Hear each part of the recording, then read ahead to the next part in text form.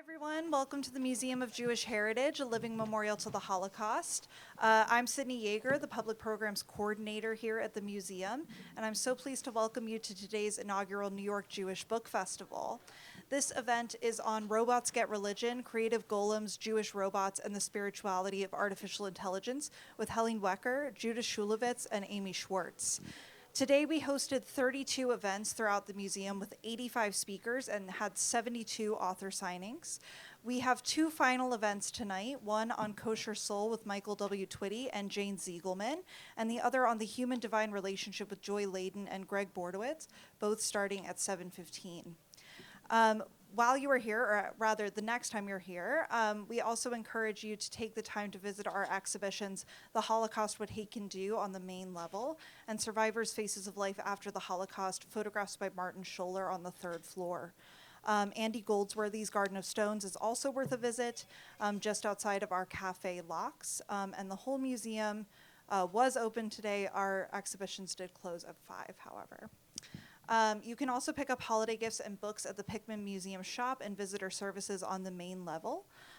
We are encouraging people to wear masks in the museum, and we hope you will share feedback with us in our post-festival survey, which will be in your inboxes tomorrow. This program is made possible in part by support from the Battery Park City Authority. Your donations also help us present these programs, and this event is co-presented by Moment Magazine. And now I'm glad to introduce you to our speakers. Helene is the author of The Hidden Palace, which won the Kaliba Golden Poppy Award for SF/fantasy novels and was the book club pick of the year chosen by the Jewish Book Council. It is the sequel to her debut novel, The Golem and the Jinni, which was awarded the Mythopoeic Award and the VCU Cabell Award and the Harold U. Ribelow Prize. Her work has appeared in Joyland, Catamaran, and the anthology The Djinn Falls in Love and Other Stories. Judith is a contributing writer to the Atlantic Monthly and the author of The Sabbath World, Glimpses of a Different Order of Time. She has had weekly columns at the New York Times Book Review, Slate, The New Republic, and New York Magazine, and has been an editor at Lingua Franca, New York Magazine, and The New Republic. Her essays have appeared in countless publications, including The New Yorker and The New York Times Magazine.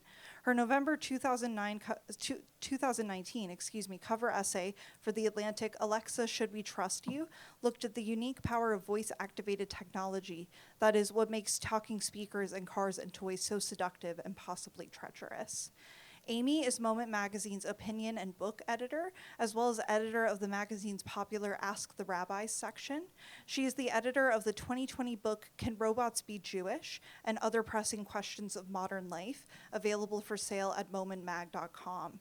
Before joining Moment in 2011, she spent 17 years as an editorial writer and weekly op-ed columnist at the Washington Post,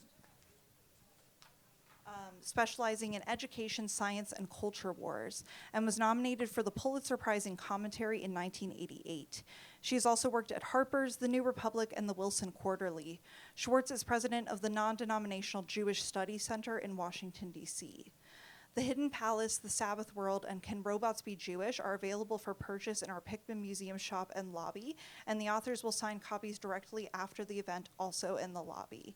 So please welcome Helene, Judith, and Amy.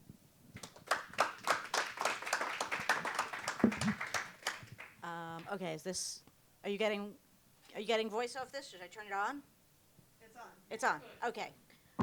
Good afternoon, everyone. Good evening, I guess. Thank you so much for coming out, or if you've been here all day, for staying. And we're hoping that we can have some fun in the next hour with the hot new idea that's also kind of a hot, very old idea, which is artificial intelligence and religion.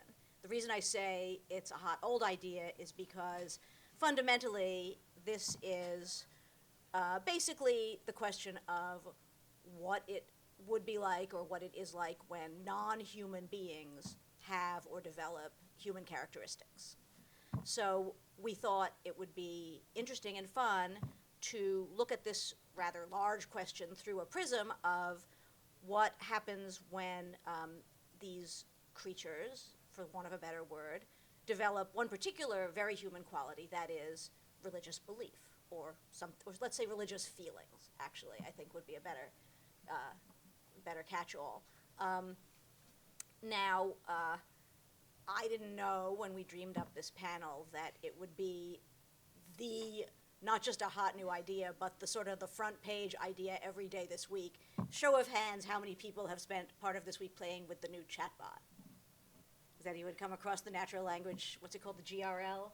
Chat GPT. Chat GPT. So this is a bot that will basically construct any kind of thing you ask it to. You ask it to write a sonnet about such and such a subject, and it will do it, although these sonnets just are so terrible. You've never seen anything so terrible. And you ask it to write a term paper or, your Shabbos Drash, and it will do this without breaking a sweat. And I will say the one thing it seems to do better than anything else is a part of my job.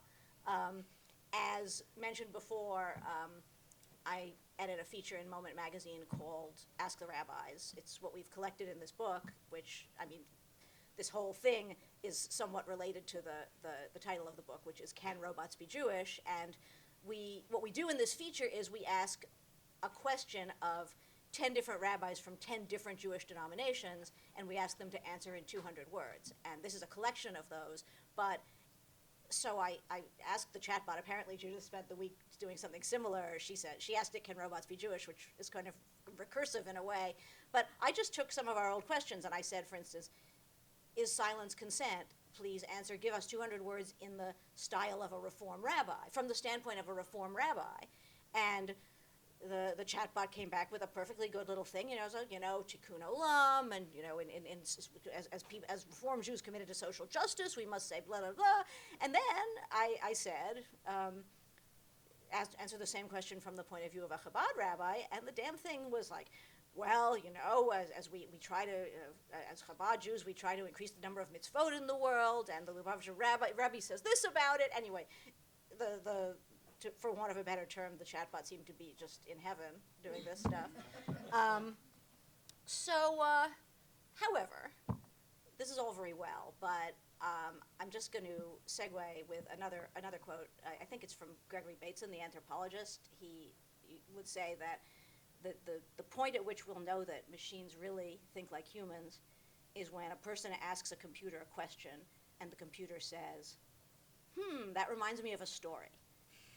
And so what we're looking at now is, there's been this great flowering of stories about robots, about golems in recent years, Jewish authors and non-Jewish authors. And they've taken the idea, the sort of basic template of the golem, for instance, the old-fashioned, the slave without free will, and given it all these fabulous variations. Cynthia Ozick's golem in the Puttermesser Papers helps her master or mistress become mayor of New York.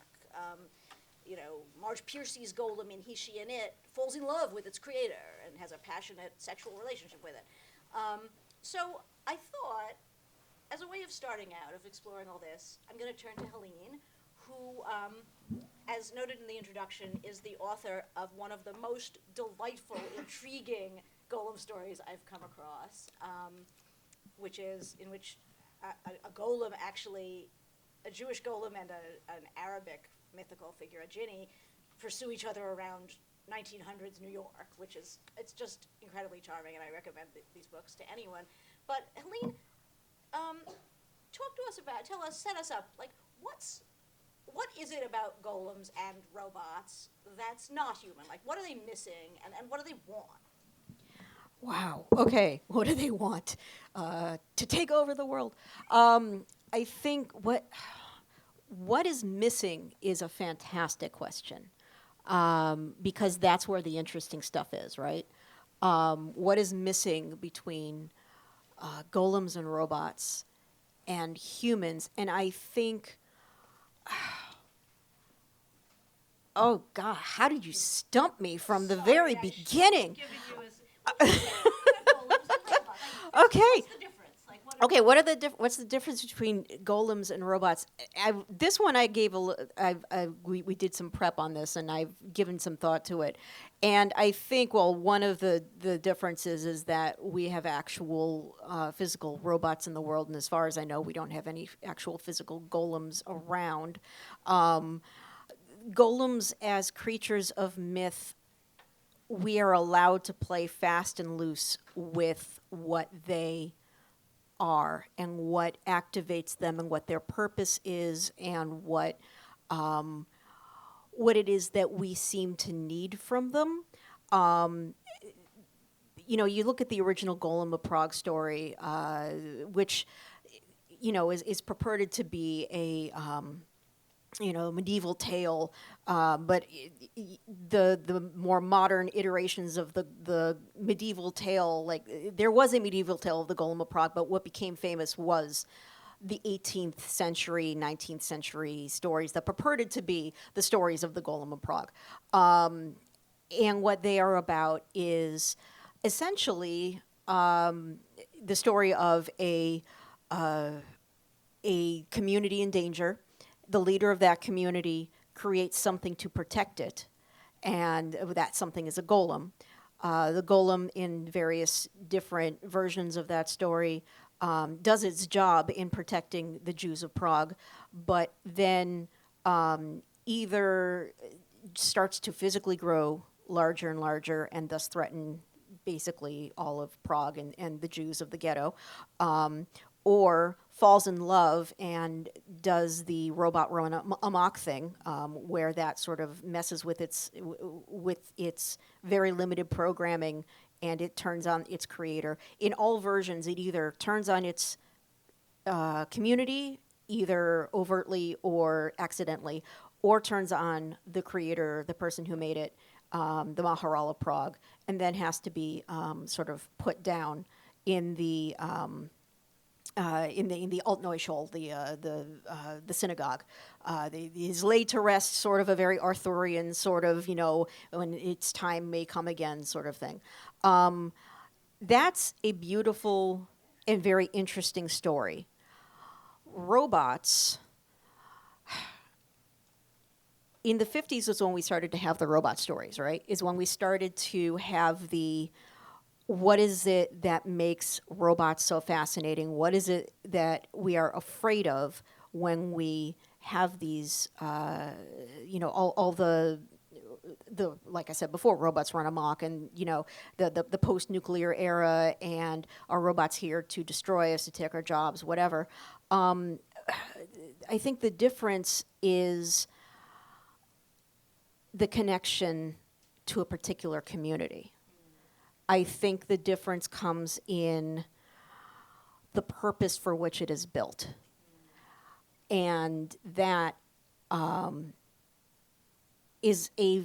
feel subtle, but is also fundamental in that the golems that are built to protect have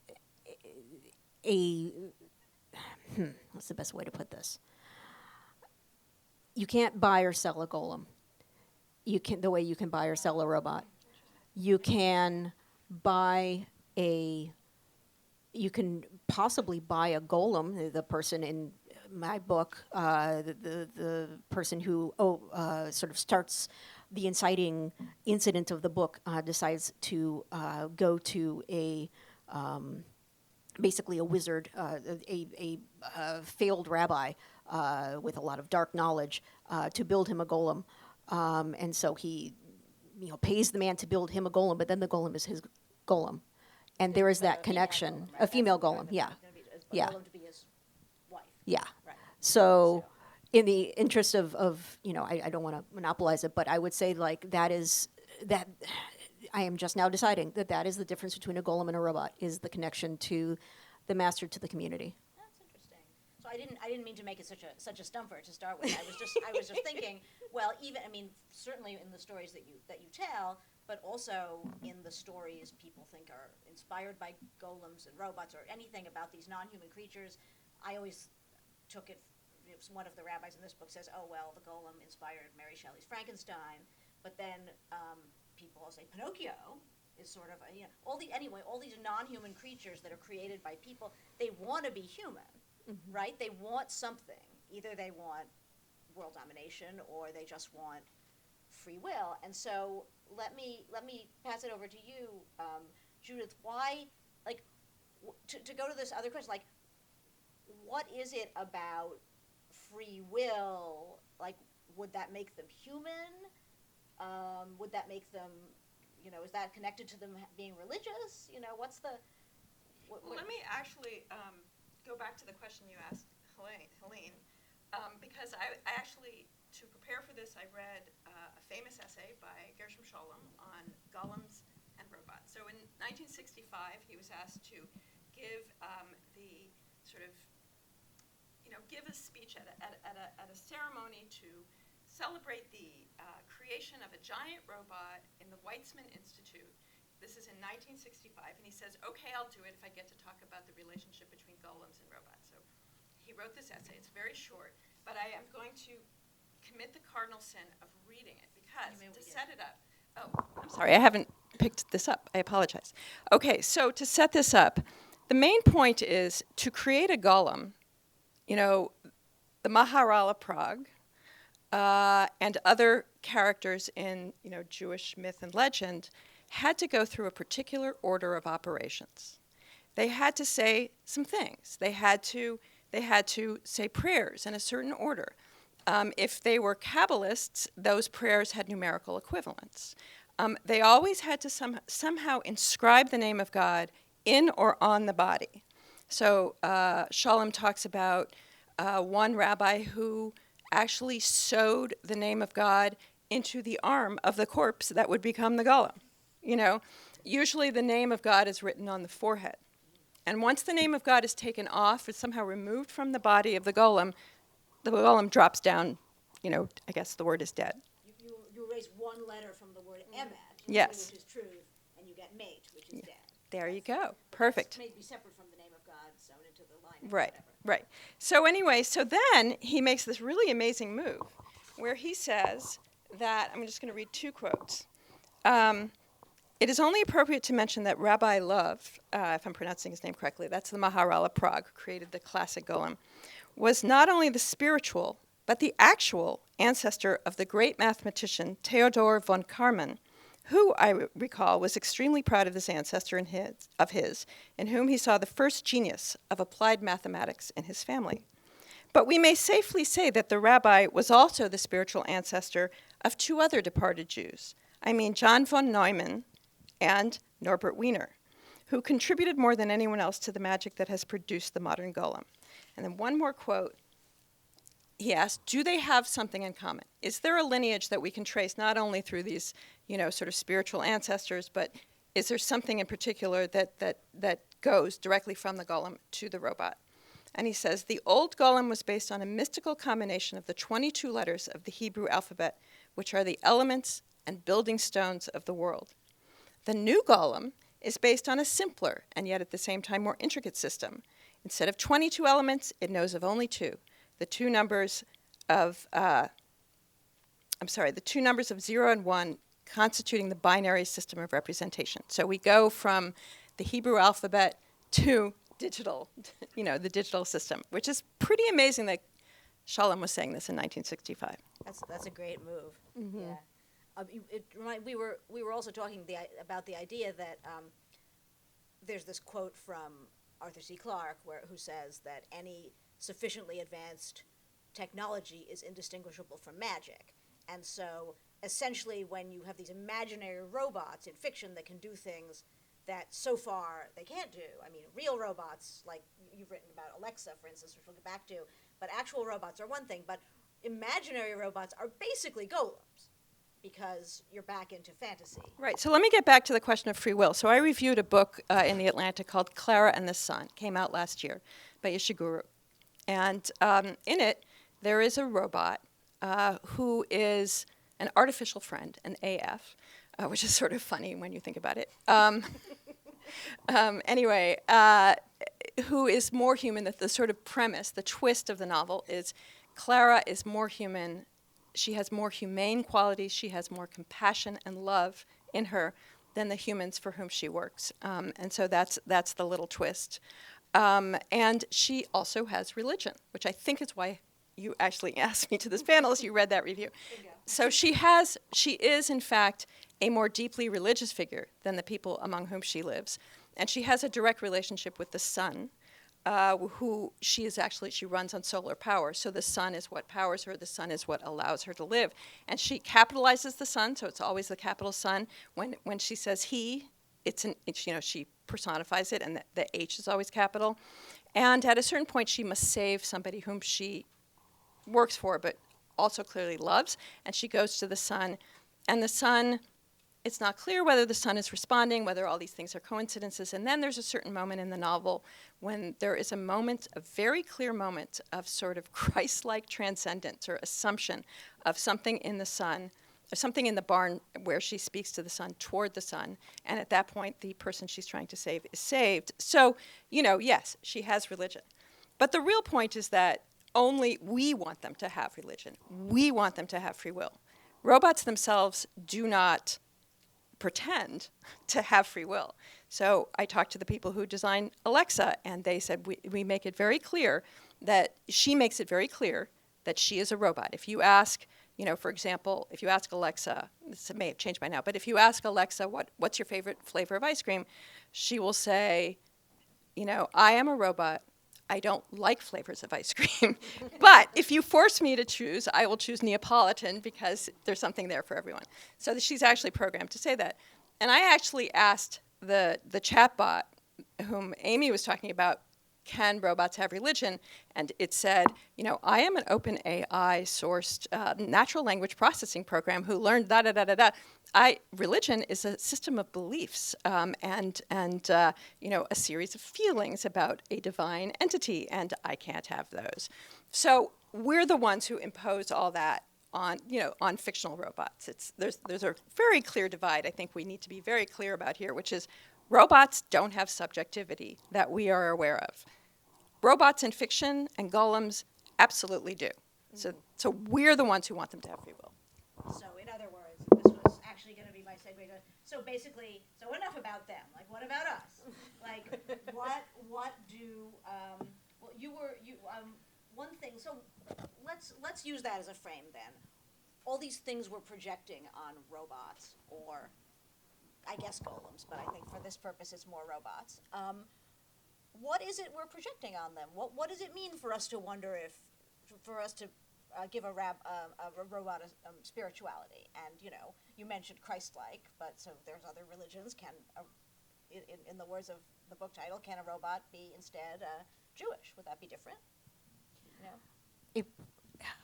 I think the question gets very interesting when it's specifically Jewish, because there are so many different ways to be, identify, and act as Jewish that can, in some ways, apply to robots, I think, more than, say, Christianity would.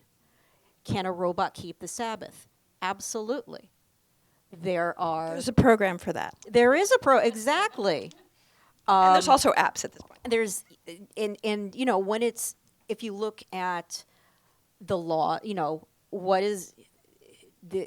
there is a fundamental aspect of Judaism that is about the commandments and the laws. That is what robots thrive on, is commandments and laws. So, but that would not be belief. That would be programming.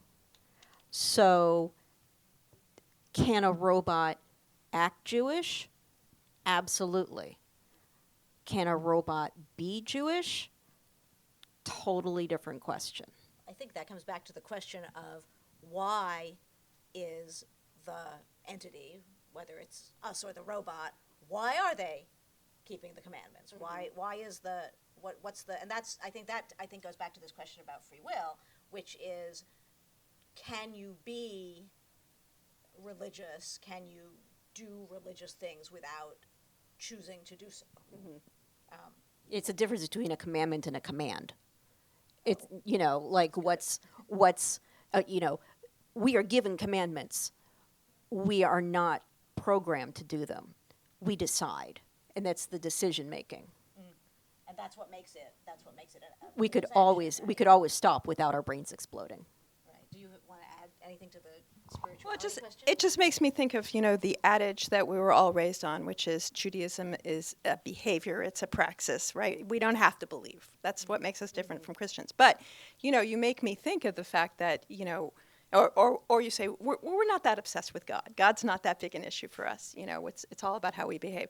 At least that's, in my little conservative world, the trope that was drilled into my head. And it makes me think that that's actually, robotic, That's not a good credo, and it's not even true. As you grow up, you realize, oh, that's not even true. There is, as someone who grew up Reform, I think God was probably even less of a thing than for, that's not fair to say, but at least the Reform that I grew up in 1980s suburban Chicago, that was, God was sort of, we talk about God. God was embarrassing. Thank you. I wasn't going to say it, but I honestly was I was thinking God is embarrassing. It's like, can I say that in the Museum for Jewish? Anyway, but it's sort of it's the black hole around which everything else sort of revolves. And so there is that sense of, if you take that away, what is the meaning of all of this stuff? Yeah. And so does that make it totally moot and useless to have, say, a golem or a robot that performs Judaism without believing Judaism? Well, I think that's one reason, the Golem story is so interesting, because actually we cannot tolerate this thing that we have created that does not have free will, that is our slave. And the narrative always has to take the twist of the Golem grows large. That's what golems do. They get really big and rebels and runs amok and destroys everything. Because we have committed, first of all, we who have created the Golem have committed the cardinal sin of behaving like God, right? Creating a creature in our own image, and also of doing so and not giving that creature free will, right? So there must be the revenge of the creature, which is why you always have these revenge of the robot stories. Right. I was Like on in a, that, yeah, go ahead. Sorry. No. I was on a panel a few months ago for High Lowbrow magazine online.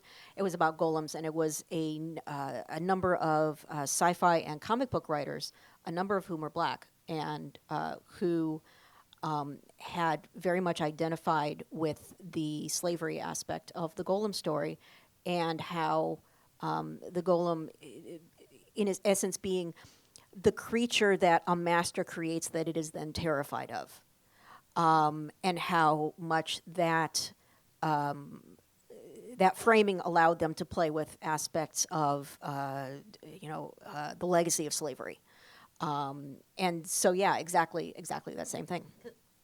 Because the master fears the slave or the person. The master fears the person or thing to which he knows he's done wrong. Right. That's why you fear.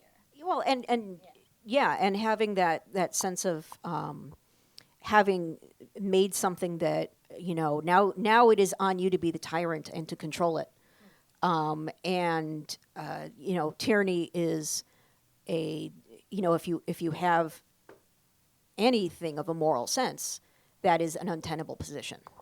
I would add that we have that same feeling about robots, about artificial intelligence, right? We're very afraid that they will take over all human operations. They will take over our jobs. The Chat GPT really does make it seem like there is no point in assigning, high school essays. I had my Chat GPT write me an essay on the tragedy of the commons. And it was incredibly, so one was like 4 paragraphs long, and then I said, can you write me a college-level essay on the tragedy of the commons? And then it actually took 2 of the examples which it gave and then, expanded upon them in a really interesting way.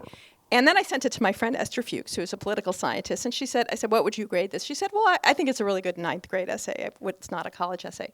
But it's a good 9th grade essay, on a political scientific topic or an economic topic like tragedy of the commons. It was fine. It was clearly written, very precise. So there are things that, will have to change with that. But we are really afraid that they will take over that artificial intelligence will take over everything, and then we'll have to be assumed into their our consciousness will be assumed into theirs in the singularity and all that. But that's, it's the same impulse. We've created these things, and they are going to take us over. I think it's the same fear, perhaps not irrationally. It's interesting. Well, I went back last night in preparation for this. I went back to sort of what I think a lot of people consider the text on robots, which is Isaac Asimov's I, Robot. And I had forgotten the extent to which this is the whole question, is the three laws of robotic behavior, or the three laws of robotics are really, they're all about the robot not ever doing anything to endanger a human. But the whole book is about them increasingly make that's more and more difficult. Each chapter, it threatens in a different way to do something that in the long run is bad for humanity or bad for the person, because it thinks it's following these laws, but in the end, it's not. And the sort of the ultimate the punchline of the book, really, that's how I experienced it rereading it. The ultimate outcome is, it turns out the robots are in fact running everything, because they've concluded that the only way to protect humans and keep them from harm is to basically take away their free will and substitute machine judgment, which is superior in all cases. And so, the really robots are running the universe, but the humans don't. So know. they're actually following the prime command. How does it go? The one about you can never hurt. Robot must never do anything to harm a human. A robot must never, through inaction, allow a human to be harmed. Yeah. And a robot must protect itself, except insofar as it would harm a human. Would break rules 1 and 2. It's like remembering song lyrics from when I was 10. It's like, as you're saying it, I'm like, oh my Yeah. God. So it's really number 2 that makes it possible for them to take over the world, so that they can, through action, protect the human from herself. Right, exactly. Wow, that's cool. No, I think that's right. But I think, there's these two different things going on, which is, one is the fear, like, what do they want? They want to dominate and have revenge on their creator. But then the other thing, and this is, I think, if we want to get into the more modern golems and even the more modern robots, sometimes, as I say, these things, the distinction starts to blur. They don't seem to want just that. They just want, like Pinocchio, they just want to be a real boy. They want freedom, they want love, they want free will. I don't know if I don't know what, Helene, Yeah. you were quoted somewhere saying, Oh. I just did that because it's too boring to write about something that doesn't have free will. Like, so your golem has free Oh, will. right. Yeah, that's it is too boring. You can't have a main character in a book who doesn't have free will. I shouldn't say that as an absolute. I'm sure you could, but I couldn't, because then it's like the fundamental choices become, and the stakes. Everything just gets messed with. As far as not allowing a robot cannot harm humans, golems. That's what they're made for, sort of. And one of To harm humans or to not harm humans? to be a threat against the humans, for protection, which has to at some point involve harm. To protect you. Yeah. Right. So my golem, who is a thinking, feeling, speaking golem, who is trying to pass as human, has a locket that she wears around her neck all the time, and it has in it, written on a piece of paper, the command to destroy a golem. And that is her way of allowing herself to be in the world, is that she can be taken out of it if need be. And it's like, it becomes like a totemic object for her almost, because it's like she cannot function. She feels like she is too much of a threat without that thing. So I guess that's like her, fail-safe switch or something like that. Yeah. I think the thing that real robots or real artificial intelligence and the fictional versions, which seem very different when you put them side to side, right, side by side, because, of course, as chatbot GPT and Alexa insist, I am not human, I do not have subjectivity, I do not have free will. But what they both have in common is we use them to think with. right? So artificial intelligence, what's it for? It's to think for us, it's to perform operations faster and higher than we can perform, especially when we start, making them self-learning. But what are fictional robots for? Or golems? They are for us to think with, right? We externalize these creatures to think about what it means to be human by creating this thing that's like at the limit of humanity. So in both cases, we think through them. And that's interesting. They can never not be of service to us in either iteration. Even the fictional ones are really, that's interesting. So It is all about us in the end, it's all like you about say. us. It's all, or you could say it's all projection.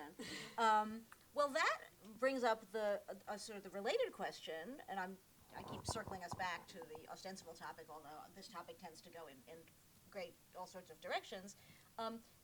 If we're using them to think with, that seems sort of at least comfortable. They're a tool for thinking. But in some of these cases, what if we're using them to feel with?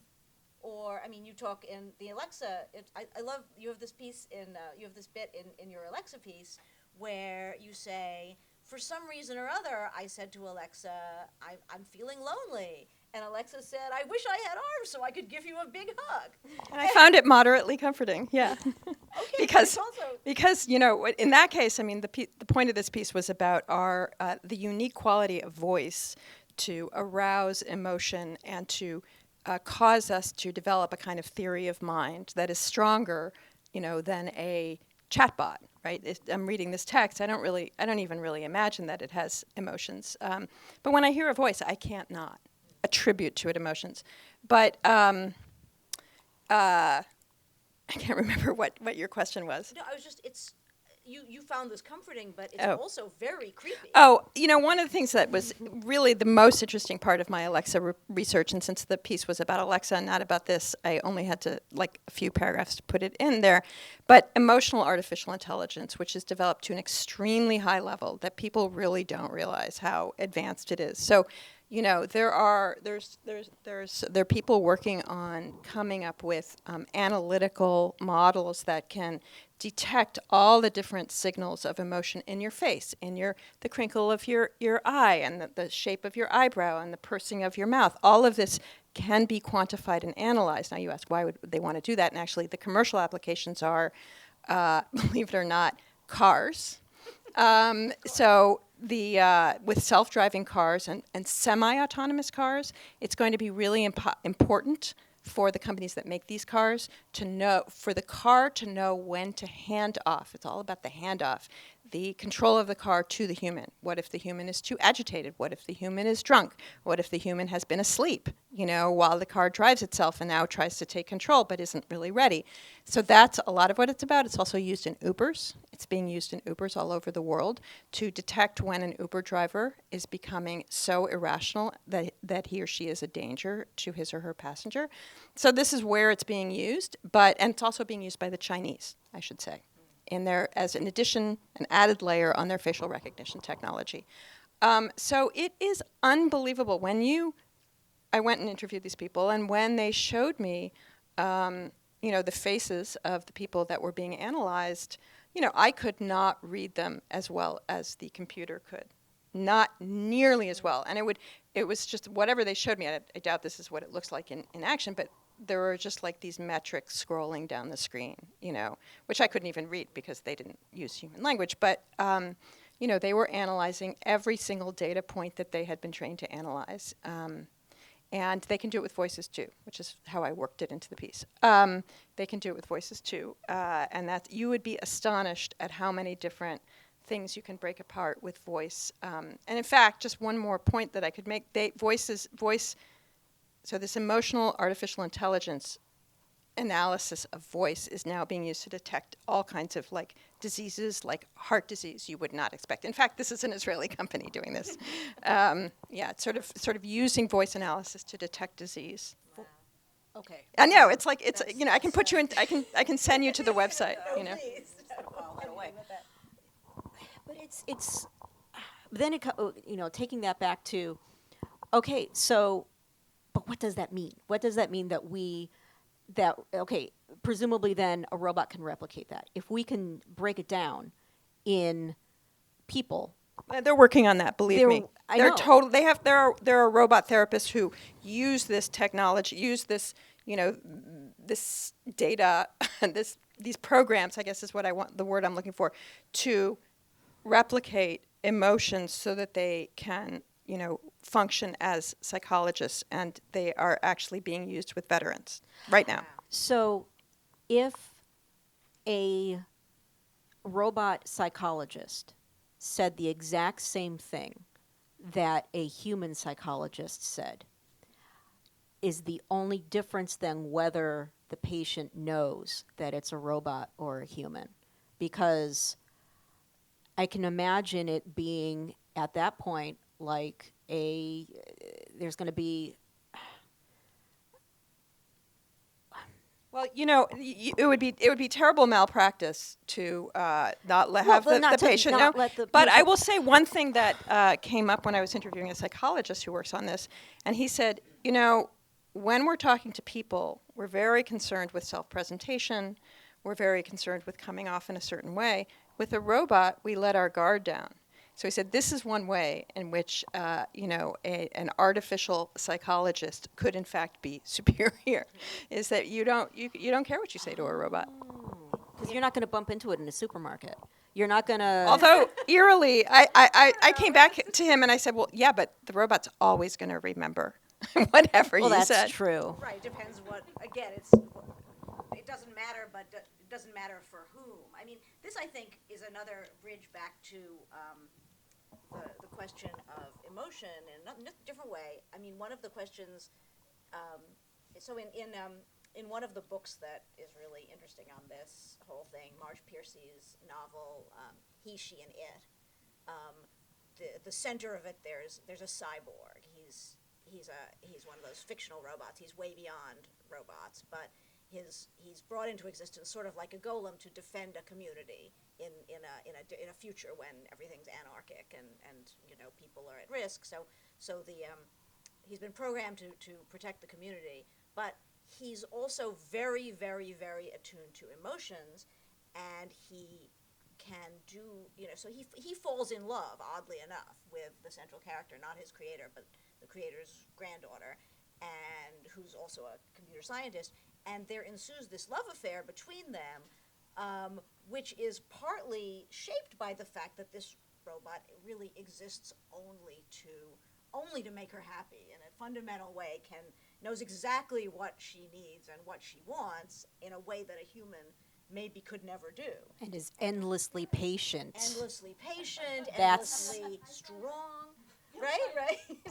And it's a wonderful novel, and it's also a tragedy. It's interleaved chapters about this romance in the future are interspersed with chapters about the Golem of Prague. The grandmother is telling a child the story of the Golem of Prague in great, beautiful detail, and that story's also tweaked somewhat. And in what ends up happening is that the Golem, since the Golem is really, its actual purpose is to protect, it eventually must allow itself to be destroyed.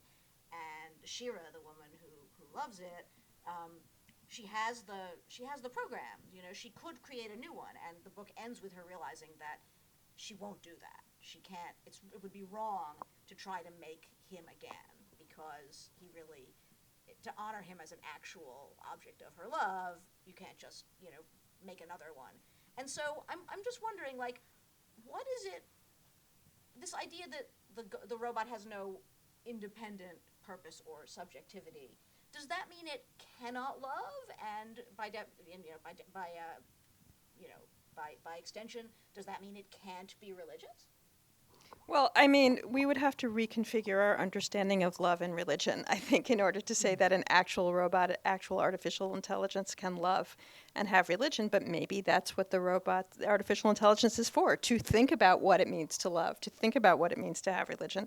I mean, I do think that if we fall into the trap of attributing subjectivity to an entity for which there's no evidence they have subjectivity, except for the fact that they can replicate everything about us to a higher degree than we are able to perform it, or they can perform it at a higher level than we are able to perform it. I think that way lies schizophrenia. But if we want to rethink what it means to love, is love purely making, maybe there's love in the creation of the robot you want. That's a loving act to create that kind of robot, to make Nadine Epstein so happy, or me, or anyone else. So there's love being transmitted through this robot. Maybe it's the vehicle of love. Or, maybe we have to rethink the degree to which intentionality is required for love and belief. There's, I'm going to spoil a bit of Clara and the Sun, but one of, in Ishiguro's book, Clara, the artificial friend, is purchased to be a friend for this girl, but then it turns out there's sort of ulterior motives behind the purchase, part of which involves that they want Clara to be able to impersonate someone, like deeply impersonate someone. And the question that is asked of Clara over and over again is do you think you can do it? Do you think you could impersonate this person to the point where other people will not know, where it won't matter that it's you and not this other person? And after a good deal of could you actually be this person if you learn this person deeply enough? Because one of the things she does is she learns, she like observes and learns and takes in and learns to mimic. And the question behind that question is, will it matter if it's you or the other person? And what Clara comes down to in the end is, I would never be able to fully embody that person, because parts of that person aren't in her; they're in everyone who knows her. And this is about, it's all the more sort of ominous because this is the child she's taking care of might die. Well, I wasn't gonna say that, I'm but sorry. okay. Oh, it becomes clear pretty early on. Sorry. But that gets to the question. Not only does she say this is not possible, but she is attributed a moral center that is higher than Yeah. that of the people who are trying to make her do this. So she is attributed. So that's another essence of or quality you need to have It's a religious really good book. You guys feeling. need No, to it is a read really good book. Is a moral compass. Yeah, and can I, well, I'll just contribute. We were talking earlier about whether Judaism, consisted in more than just following commandments, and I'll throw in, there's a Talmudic, there's a line the rabbis use, which is, everything is from Hashem except Yirat Hashem, which means everything's from God. It comes up in the question of how can you be commanded to love God? How could you be, and what would be the point of a love for God that came only from being commanded to love God? How would that even be love? And the rabbi's answer to that is, everything can be commanded except Yirat Hashem, so awe of God, basically, or the desire to be commanded, the willingness to be commanded. So it all even if the commandments appear to be coming this way, it all comes down to one little switch that has to turn yes or no, and that's sort of consent, and that's the person's own motivation to be commanded. And I guess, if I understand you guys correctly, you're saying that's the one thing the robot or golem never has, no matter how much we construct it. Well, and it's, nothing, like you said, nothing that we have today, certainly, Right. that Exactly. you and I know of. Dot. To be continued. Yeah. In the Jewish in Jewish services, in every Jewish service, there is that moment before the Amidah where you say, God, please open my lips so that I may praise you, which has always struck me as the single creepiest line in all of Jewish life, because that's like, wait, am I just a robot, or am I praying that you have created in me a being capable of loving you, which would actually be a grace? So is it robotic or is it grace? It's kind of this interesting question. Right, they're coming together. There's a line in the Yom Kippur liturgy, which I always thought should be on mugs for writers, which is, a man may assemble the thoughts in his head, but the power to express them comes from God. It's like, you always feel that way when you're writing, but it's sort of it's I the never same feel thing. that way when I'm writing. Well, you write it. Yes, I know. That's good. Okay. Anyway, I think we have time for questions, and I hope there are some. Oh, a lot of questions. Nadine, you get the first question, then I'll go across. I just want to say that. You need the mic? Do you want the mic? First of all, this has been so amazing. Thank you so much. What a great talk. We could talk about this all night. But I want to bring up Isaac Asimov. So I'm obsessed with Isaac Asimov, and I've been rereading all of Isaac Asimov's books. And he sort of created the laws of robotics, which I think maybe we should be questioning, because I think that they've sort of been accepted kind of broadly as the goal, but I don't know how true they are. But also, he has, I don't know if anyone's read, like I read the Foundation series, but the Foundation series used to be 3 books, but now it's like 8. So when you go back to read it, it's not, I read all 8, and wow, are robots really important, and they are really maybe better than humans. I don't know if you've read any of these. We talked about iRobot a little bit, maybe when This you is were out of the room. this is completely. This is. I'm reading. I'm getting my next thing is to read all the iRobots. This is the Foundation trilogy, where robots end up playing a huge role in the whole. And have you guys read this at all? In the history of the They history roll of the it's the same- I galaxy, think it's the same robots, basically. the history right? of the galaxy. Yeah. Nobody does. Yeah. Well, I actually have not read them since I was a child, and I'm sort of daunted now that you say there's 8. Wow. Never read all of them. Just There's a lot. Asimov wrote 575 books, I think. So, if I'm thinking as I'm listening to you, let's take this out of the mystical realm. People who claim to be utterly rational social scientists, when they talk about robots these days, what they say is they're going to take 40% of the jobs in America away, right? So, which strikes me as I'm listening to you as like a biblical plague or something. They're not given intent, but they're visiting this horrible fate on humans, which is taking our livelihood away. Well, So I'm curious, do you think, is this actually rational on the part of all the people who write this, or are they engaging in mythos? Oh, it's rational. Because it's not the robots who are going to take the jobs away. It's the people who make and sell and, and buy the robots in order to streamline their productivity and cut their costs and blah, blah, blah. And you really should go play with Chat GPT because it's eerie. And really, one of the things that they said, that the people who write about this have said, is that, you think it's just going to be the simple jobs, right? That, the jobs about, getting coffee. Well, a robot can make coffee. No, it's middle management jobs. They're actually much more in danger than the coffee job, because that's like a physical job, which is actually harder to do. There's an art. Nick is my husband, and we have a son who has been a barista, and we can attest to the artistry of making coffee. But it's the middle management jobs in which you're really just processing information and moving it along, or doing supervision of the efficacy, the efficiency of certain production processes. Those are the jobs at risk, and I think as long as it's about capitalism, as long as they're being produced in a capitalist system, you're definitely at risk of rendering people redundant.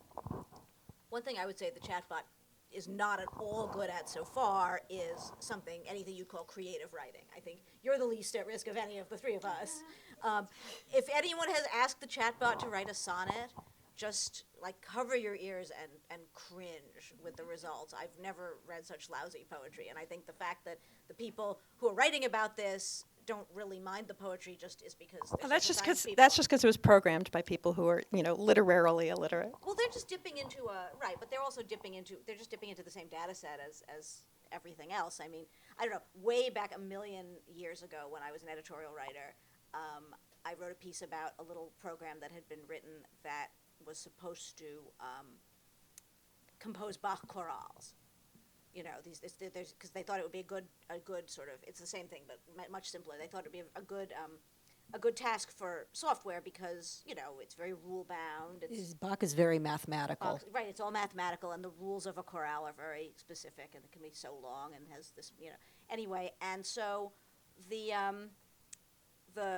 programmer I talked to him began by just programming in all the rules, and he got a bunch of competent but unexciting chorales. They didn't really sound that much like Bach, but to the uneducated ear, you might not know the difference. Just and then he decided he'd train it on a different data set. He thought he'd train it on the actual corpus of chorales that Bach actually wrote, and he said, the complexity explosion was incredible. Bach was using, you know, lots of rules that couldn't be expressed mathematically or any other way by the programmer. You know, that if you took the information in the actual work product of Bach, you couldn't even approximate it. The machine, the software couldn't do it. Maybe now it could do it, but I kind of Well, there actually, I should, the chatbot is bad, but there actually are programs that write fiction that is really eerily weird and interesting, and I can't remember the names right now, but I'll send you the links. Lots of questions. Let me just go across, okay? So, a couple of specific points.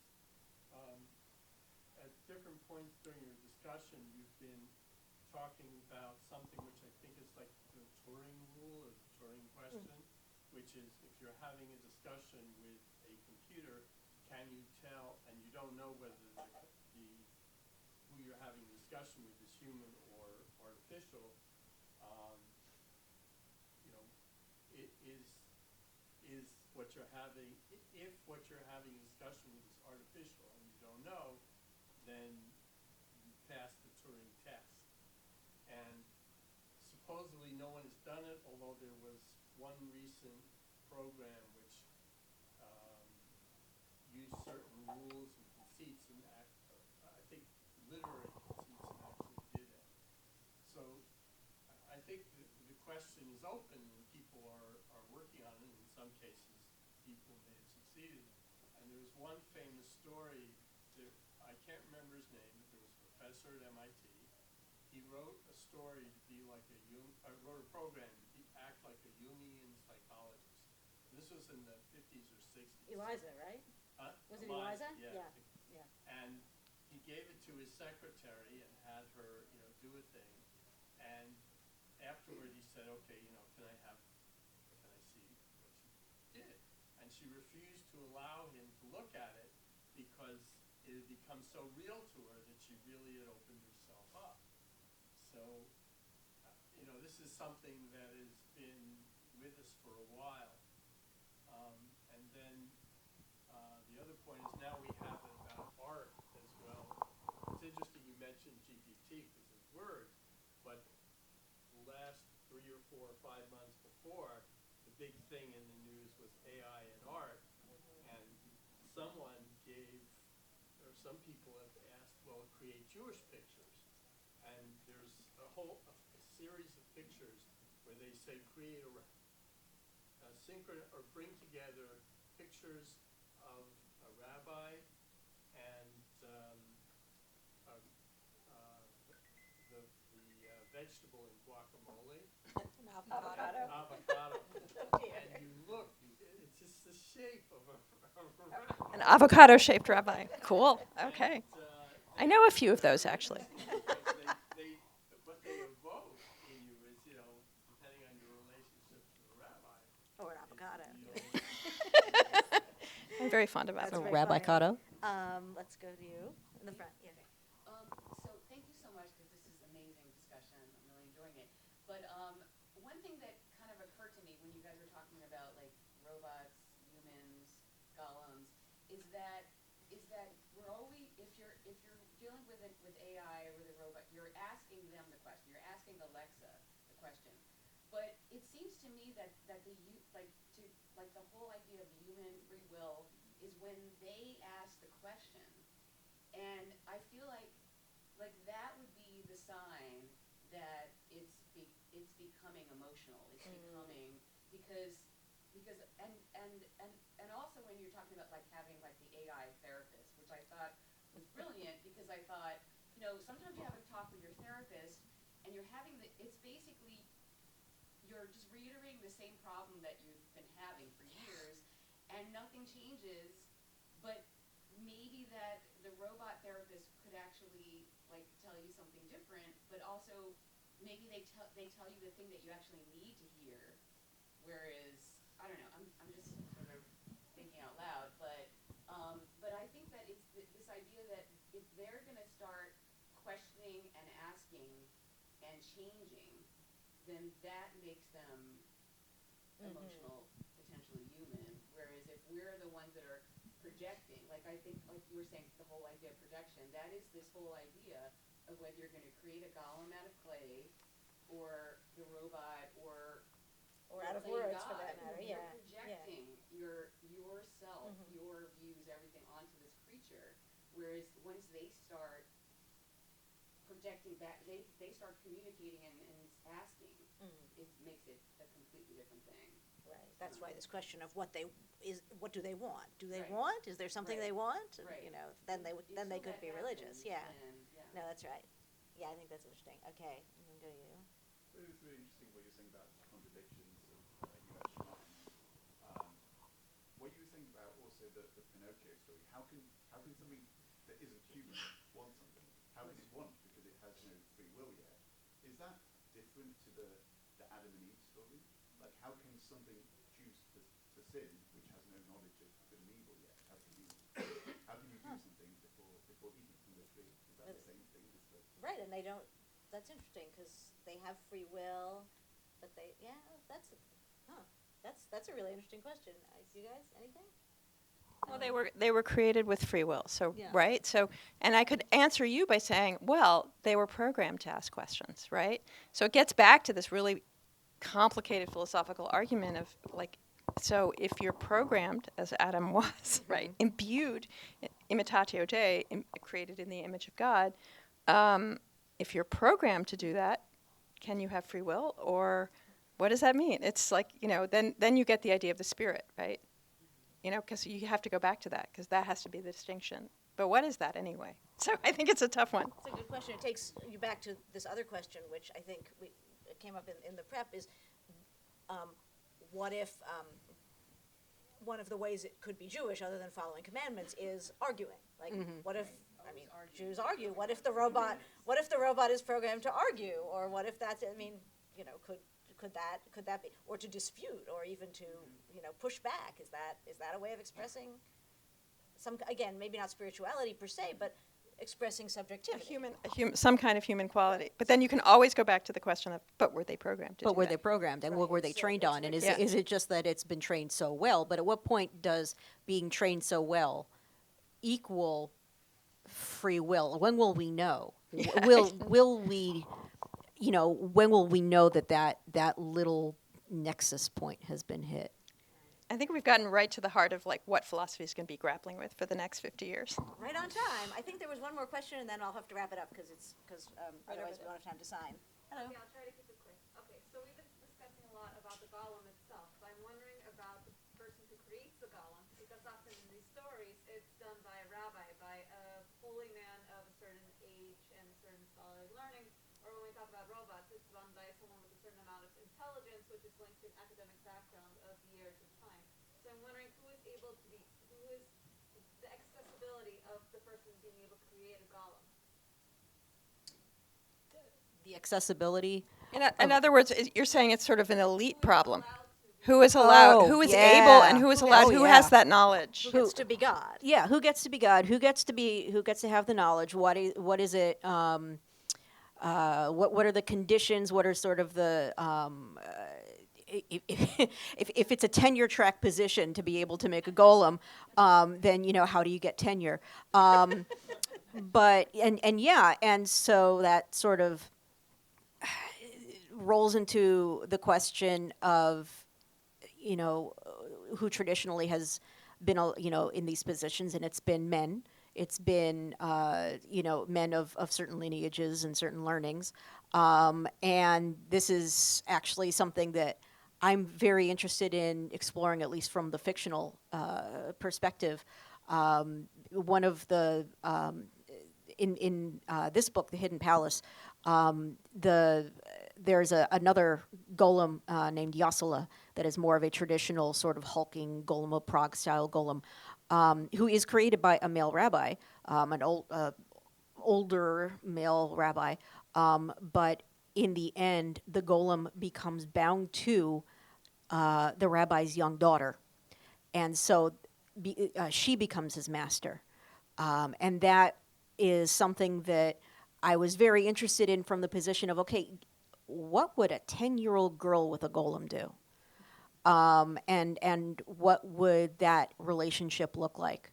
I don't know if this is going to answer toward answering your question, but it does bring up all sorts of questions of like gendered knowledge and gendered access. And when you think of certainly in the 50s and 60s and the robots that were being programmed or devised or imagined, and then contrasting that against, say, the black female computers in NASA, and who were doing the actual calculations and for things like the space program and whatnot, and yeah, all sorts of interesting stuff sort of rolls up in that, and could you have a generative golem? Could you have my golem and my main golem in my books is female. She can't bear children, but what does gender bring to what does the female gender bring to the idea of for one, servitude, and for another, protection? There's a great story, a great Talmudic story that I've never read or found the original, but I've seen it referenced in a number of places, where a rabbi who had been widowed decided to build a golem to be his housekeeper, because apparently the place was a mess. And so he built a female golem because it was to keep house. This was not a protective golem. This was not, a golem just to build to have to see if I could do it. The work was gendered, so he built a gendered golem. And then as the story goes, the townspeople, the people in the shtetl, saw a woman through the rabbi in the woman's house through the window, and they're like, "What's the rabbi doing? Why is he? He's got someone in there. That this should not be going on." And so they found another rabbi, and everyone sort of in a group came over to see what was going on with what sort of hanky panky was happening at the rabbi's house. And he answered the door, and they said, "You've got a woman in there." And he said, "Oh, no, it's just a golem. Look." And he said the word, and she dissolved. And that was it. She was done. And he'd made her out of twigs, I think. And exactly. And it's just such a fascinating examination of the use of power to create, and what is it that you're going to create, and what is that thing going to look like. And yeah. So I'm gonna use the moderator's privilege to end with a joke, but first let me thank you wonderful panelists. Thank you for having us. Thank you. So I think this joke's relevant, and sometimes only a joke can crack a paradox. And I heard this years ago at my conservative synagogue in Washington. It was told by a person who was applying for the job of rabbi. He was auditioning with this joke. And I say this only because you have to really walk a careful line of various kinds of belief and non-belief and what you want to say about God exactly in such a synagogue. He did not end up taking the job, but and I don't remember his name. But so the joke was, so people come to the point where they are in fact capable of creating life, and they so the scientist or the rabbi or whatever goes up on the mountaintop and he says, "Okay, God, we've done everything you can do. We take back we take back lordship of the universe, because now we can create human life just like you." And God says, "Let me see you do it." And so God says, "Are you saying you can take dust and form it into the shape of a human being and breathe life into it and give it free will and everything?" The rabbi says, "Absolutely, I'll show you." So God says, "Okay, go ahead." And so the rabbi bends down and scoops up some clay, and God says, "Make your own dust."